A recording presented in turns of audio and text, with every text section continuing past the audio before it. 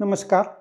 मी शेखर करमरकर आणि आपण पाहत आहात चला चलूया. मित्रांनो, मी आज तुम्हाला थोडीशी वेगळी गोष्ट सांगणार आहे. ही मुलगी बघितली का? हिचं नाव आहे प्राची निगम आणि ही मुलगी इतकी हुशार आहे की ही पूर्ण उत्तर प्रदेशमध्ये 12वीच्या परीक्षेत राज्यातनं पहिली आलेली आहे. आणि जेव्हा ही मुलगी पहिली आल्यानंतरच्या सत्कारामध्ये उत्तर देत होती आणि तिचे व्हिडिओ जेव्हा सगळीकडे पसरले, तेव्हा तिला भयंकर ट्रोलिंगचा सामना करायला लागला. कारण बऱ्याच जणांनी अशा कॉमेंट केलेल्या होत्या, की ही मुलगी आहे का मुलगा आहे कळत नाही, कारण हिच्या चेहऱ्यावरती एवढे प्रचंड केस आहेत. आता हे एक झालं उदाहरण. एक दुसरं उदाहरण मी दाखवतो. ह्या आहेत हरनाम कौर. ह्या बाई इंग्लंडमध्ये राहतात आणि त्यांना हा केसांचा म्हणजे बायकांच्या किंवा मुलींच्या अंगावरती असलेले एक्सेस केस, नको असलेले केस खूप प्रमाणात असतील, तो प्रॉब्लेम त्यांना आहे. तो त्यांनी आता स्वीकारला आहे. त्यामुळे त्या केस काढायच्या मागे पडत नाहीत आणि त्या आहेत त्या तशाच सगळीकडे फिरतात आणि त्याच्यात समाजाची जनजागृतीसुद्धा करतात. तर आपण ह्या विषयाबद्दल आज बोलणार आहोत आणि तुम्हाला वाटेल की मी न्यूट्रिशन म्हणजे काय खायचं, आहार काय, विहार काय ह्याच्याबद्दल बोलत असतो. तर मी एकदम केसांचं कुठून काढलं? मी काय ब्युटी पार्लरचा वगैरे व्यवसाय सुरू केला आहे का काय? तर तसं नाही आहे मित्रांनो. हे तुम्ही समजून घ्या की ह्याचा आणि आहाराचा खूप जवळचा संबंध आहे. म्हणून मी हा सगळा प्रकार आज करतो आहे. तर हा जो प्रकार आहे ह्याला म्हणतात हिरसुटिझम किंवा मराठीत त्याला म्हणूया आपण की नको असलेले केस बायकांच्या अंगावरचे. तर मग हे केस कुठे असू शकतात? तर मग ते हातावर असतील, पायावर असतील, चेहऱ्यावर असतील, ओठांच्या वरती असतील, हनवटीवर असतील.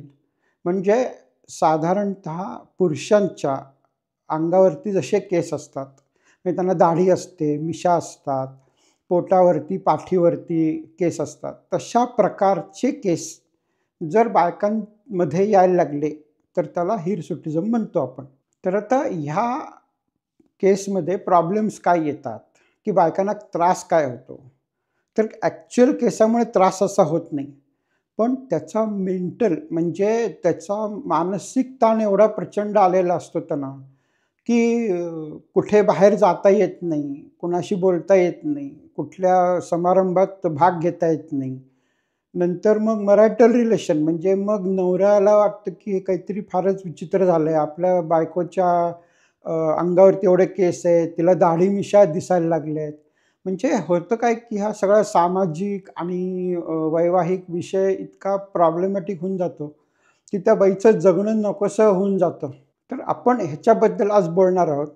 तर ह्याचं मी पहिल्यांदा सुरुवातीला सांगतो, की आपल्या अंगावरती जे केस असतात, तो केस कसा दिसतो, कसा असतो, ह्याच्याबद्दल मी थोडं सांगणार आहे. मग तुम्हाला साधारण कल्पना येईल, की हा हिरसुटिझम किंवा बायकांच्या अंगावरती जे केस असतात किंवा जे केस येतात नको असलेले, ते ते कसे येतात, का येतात आणि त्याचं काय करायचं? आणि एक मी सांगतो आता, की ह्याला ट्रीटमेंट आहे. हे पूर्ण बरं होऊ शकतं. जर तुमच्यापैकी कुणालाही प्रॉब्लेम असेल असा, तर तुमच्या कॉमेंट बॉक्समध्ये फक्त लिहा आणि माझ्याशी संपर्क करा. तर जेव्हा आपण केसांचा विचार करतो, तर लहान बाळ जेव्हा जन्मतं, तेव्हा बाळाच्या अंगावरती सुद्धा केस असतात. आपल्या शरीरावरती सगळे मिळून जवळ-जवळ 50 लाख केस असतात. म्हणजे याचं काय असं कोणी मोजत नाही आहे 1, 2, 3 करून, पण साधारण एक अंदाज. आणि त्यापैकी डोक्यावरती जे केस आहेत ते साधारण 1.5 लाख 2 लाख असतात. आता जेव्हा बाळ लहान असतं, तेव्हा त्याचे केस अगदी मायक्रोस्कोपमध्ये बघितले तर दिसतील, पण असे काही दिसत नाहीत ते. म्हणजे त्याला लव म्हणतो आपण मराठी भाषेमध्ये. आणि मग जेव्हा साधारणतः 14-13 वर्षाच्या आसपास प्युबर्टी म्हणजे जेव्हा मूल हे किशोरावस्थेतून तारुण्यावस्थेत पदार्पण करतं किंवा जायला लागतं, तेव्हा मग मुलांचे केस आणि मुलींचे केस ह्याच्यामध्ये फरक व्हायला लागतो. जेव्हा मुलांचे केस असतात तेव्हा त्यांना मग दाढी यायला लागते, मिशा यायला लागतात, अंगावरती केस यायला लागतात. आणि मुलींना मात्र तसं काही होत नाही. त्यांचे केस जसे लहान बाळांचे असतात तशाच प्रकारचे ते राहतात. म्हणजे त्याला लव म्हणतात. आणि त्याच्यामुळे मग तरुणपणामध्ये मुलाचे केस आणि मुलीचे केस हे टोटली वेगळे होऊन जातात, वेगळे दिसायला लागतात. आणि मग काही कारणांनी जर मुलींच्या चेहऱ्यावरती, अंगावरती मुलांसारखे केस यायला लागले, तर त्याला आपण हिरसुटिझम म्हणतो. तर हे केस मुलींच्या अंगावरती जे येतात, नको असलेले, ते का येतात? कुठून येतात? कशामुळे येतात? तर त्याच्यासाठी आपण हे आधी समजून घेऊया, की मुलांचे केस म्हणजे मुलांची दाढी, मिशा किंवा अंगावरचे केस त्याचं काय कारण असतं? तर जेव्हा मूल म्हणजे मुलगा हा जेव्हा तारुण्यावस्थेत पदार्पण करायला लागतो, तेव्हा त्याच्या अंगामध्ये टेस्टोस्टेरॉन नावाचं हार्मोन सिक्रीट व्हायला लागतं. आणि ह्या टेस्टोस्टेरॉनच्या मुळे त्याच्या केसांवरती तो परिणाम होतो आणि त्याचे केस लवपासून केसांमध्ये रूपांतर होतात.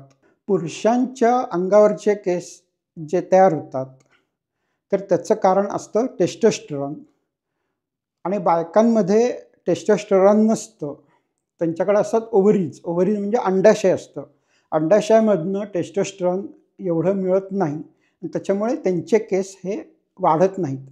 पण काही कारणांनी जर बायकांमध्ये टेस्टोस्टेरॉनची निर्मिती व्हायला लागली, तर मग त्या टेस्टोस्टेरॉनचा परिणाम हा केसांवरती होतो आणि त्यांना मग दाढी-मिशा येणे किंवा अंगावरती केस येणे असे प्रकार सुरू होतात. तर मग एखाद्या बाईला ॲक्चुअली हिरसुटिझम आहे का नाही हे कसं ठरवलं जातं? कारण त्याच्यामध्ये बराच ग्रेडेशन म्हणजे काही जणांना इतके बारीक केस असतात, की ते असून नसून दिसतसुद्धा नाहीत. आणि काही जणांना इतके असतात, की अगदी त्यांना दाढी-मिशा आहे असं वाटावं. तर मग हे कुठेतरी आपण मोजलं पाहिजे ना. तर त्याच्यासाठी एक स्कोरिंग सिस्टीम म्हणजे त्याचं की पाठीवरती किती आहेत, मानेवरती किती आहेत, पोटावरती किती आहेत, अशा एक 10-15 ठिकाणी ते मोजले जातात आणि त्याच्यानुसार त्या बाईला किंवा त्या महिलेला हिरसुटिझम आहे का नाही हे ठरवलं जातं. आता ह्याच्यासाठी आपण ट्रीटमेंट काय करू शकतो? तर त्यात 2 प्रकारच्या ट्रीटमेंट आहेत. एक आहे टेम्पररी म्हणजे काही काळ चालणारी किंवा काही काळ पुरणारी ट्रीटमेंट. तर त्याच्यामध्ये काय येतं, की तुम्ही दाढी करू शकता. म्हणजे जसं पुरुष रेझर वापरून दाढी करतात, तसंच बायकाही करतात किंवा करू शकतात.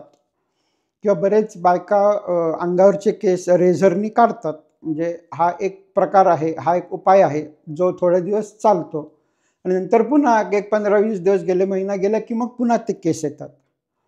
मग त्याच्या पुढची पायरी म्हणजे मग आपण वॅक्सिंग वापरू शकतो, लेझर ट्रीटमेंट वापरू शकतो. परंतु प्रॉब्लेम असा आहे, की ह्या ट्रीटमेंट पुरत नाहीत. त्या पुन्हा करायला लागतात आणि त्याच्यातून पैसे तर जातातच. पण त्या बाईचं मानसिक आरोग्य म्हणजे तिला काही स्वस्थता नसती जीवाला, की मला दाढी-मिशा आहेत आणि मी त्याचं काय करू? हा इतका आयुष्य व्यापून टाकणारा प्रश्न होऊन जातो, की त्याच्यामुळे तिचं आयुष्य उद्ध्वस्त व्हायच्या मागे पडतं. तर ह्या हिरसुटिझमचं मुख्य कारण म्हणजे एक 70, 80, 90% बायकांमध्ये असतं. त्याला म्हणायचं PCOS किंवा PCOD. आता ह्याचा अर्थ मी थोडक्यात समजावून सांगतो, की बायकांच्या अंगामध्ये गर्भाशय असतं. गर्भाशयाच्या बाजूला 2 म्हणजे उजवीकडं आणि डावीकडे ओव्हरीज म्हणजे अंडाशय असतात आणि ह्या अंडाशयामधून दर महिन्याला एक या प्रमाणात फॉलिकल म्हणजे एक अंडं तयार होतं छोटंसं आणि ते रिलीज होतं. ते बाहेर फेकलं जातं आणि त्याच्यामधून मग गर्भधारणा होऊ शकते. तर हे नॉर्मल आहे. म्हणजे प्रत्येक बाईमध्ये हे चाललेलं असतं. म्हणजे ज्याला आपण मासिक पाळी म्हणतो. तर मग प्रत्येक महिन्यामध्ये एक अंड तयार होतं. ते बाहेर फेकलं जातं आणि मग त्याच्यातून गर्भधारणा झाली तर मग गर्भ तयार होतो आणि तो वाढतो. त्याचं नंतर बाळ तयार होतं. आणि जर गर्भधारणा झाली नाही, तर मग नंतर बाईला पाळी येते आणि मग पुढच्या महिन्यात पुन्हा सायकल सुरू होते. मग काही कारणांनी काय होतं, की ते अंडी तयार जी होतात ओव्हरीमध्ये, अंडाशयामध्ये, तर ती बाहेर रिलीज होत नाहीत, म्हणजे बाहेर टाकली जात नाहीत. तर ती त्या अंडाशयामध्येच अडकून बसतात आणि त्याच्यामुळे काय होतं, ही अडकलेली जी अंडी असतात त्याच्यातून टेस्टोस्टेरॉनची निर्मिती व्हायला लागते आणि त्या टेस्टोस्टेरॉनमुळे त्याचा केसांवरती परिणाम होतो आणि ह्या मग बायकांच्या अंगावरती जे केस असतात त्याचं पुरुषांसारखे केसांमध्ये रूपांतर होतं. आता हा जो PCOS म्हणजे अंडाशयाचा प्रॉब्लेम आहे, तर ते तो जो प्रॉब्लेम आहे तो त्याच्याबरोबर बाकीचे बरेच प्रॉब्लेम्स निगडीत असतात किंवा त्याच्या बरोबरीने असतात. म्हणजे त्याच्यामध्ये डायबिटीस आहे, त्याच्यामध्ये ब्लड प्रेशर आहे, त्याच्यामध्ये स्थूलपणा किंवा लठ्ठपणा आहे. तर अशा प्रकारचे बरेच प्रॉब्लेम्स आणि मग बायकांच्या पाळीचे त्रास म्हणजे पाळी नियमित न येणे, रक्तस्राव जास्त होणे, पाळी मागे-पुढे होणे. तर अशा प्रकारचे पाळीचे त्रास आणि बाकीचे त्रास हे एकदम येतात, ज्याला आपण PCOS असं म्हणतो. आणि ह्या सगळ्यावरती म्हणजे हिरसुटिझम म्हणजे केसांवरती तर आहेच आहे.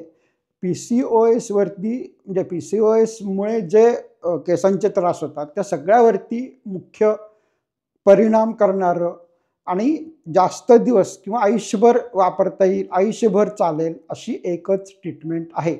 आणि ती ट्रीटमेंट म्हणजे आपला आहार, आपला विहार, आपला व्यायाम बदलणे.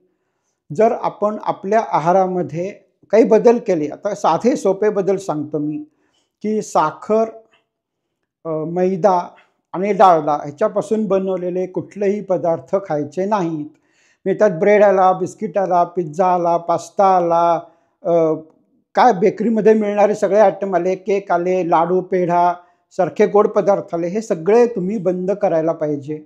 आणि नंतर तुमच्या आहारामध्ये तुम्ही भाज्या आणि फळं आणि कडधान्य यांचं प्रमाण खूप वाढवलं पाहिजे. म्हणजे दिवसाकाठी तुम्ही 500 ते 600 ग्रॅम 4 ते 5 प्रकारच्या भाज्या आणि फळं खा. म्हणजे उदाहरणार्थ नाश्त्याच्या आधी तुम्ही टोमॅटो आणि काकडी चिरून खा. जेवायच्या आधी तुम्ही सफरचंद आणि सीताफळ खा. रात्री झोपायच्या वेळेस अजून 2 फळं खा. तर हे जर तुम्ही असं कंटिन्यूअस करत राहिलात आणि बाहेरचं काही खायचं नाही म्हणजे चिप्स म्हणा किंवा कुरकुरे म्हणा, बिस्किटं म्हणा, हे सगळे बाहेरचे खाद्यपदार्थ बंद करा. म्हणजे जर तुम्ही हे पाळलं तर तुमचं PCOS म्हणजे ओव्हरीचे जे प्रॉब्लेम्स आहेत ते, पाळीचे होणारे त्रास, त्याच्याबरोबर येणारे केसांचे त्रास हे सगळं कमी होणार आहे, बरं होणार आहे. आणि एवढा एकच उपाय आहे ह्याच्यावरती. बाकी सगळे ट्रीटमेंट आहेत ह्या टेम्पररी आहेत. जर PCOS असेल तर प्रेग्नन्सी म्हणजे गर्भारपणासाठी फार त्रास होतो. म्हणजे प्रेग्नंट होता होत नाहीत. म्हणजे इन्फर्टिलिटी किंवा वंध्यत्वाचं हा एक फार मोठा कारण आहे. त्याच्यामुळे तुम्ही हे समजून घ्या. हे का होतंय, कसं होतंय बघा आणि त्याच्यावरती आहार बदलणे, रेग्युलर व्यायाम करणे, वजन कमी करणे आणि व्यवस्थित झोप घेणे असे सगळे जे आपण करू शकतो ते करायला पाहिजे. तुम्हाला काय वाटतं? जर तुम्हाला त्रास असेल, तुमच्या नातेवाईकांना त्रास असेल किंवा तुम्हाला काही माहिती हवी असेल, तर तुम्ही कॉमेंटमध्ये जरूर लिहा. लाईक करा, शेअर करा, सबस्क्राईब करा आणि बघत राहा. धन्यवाद.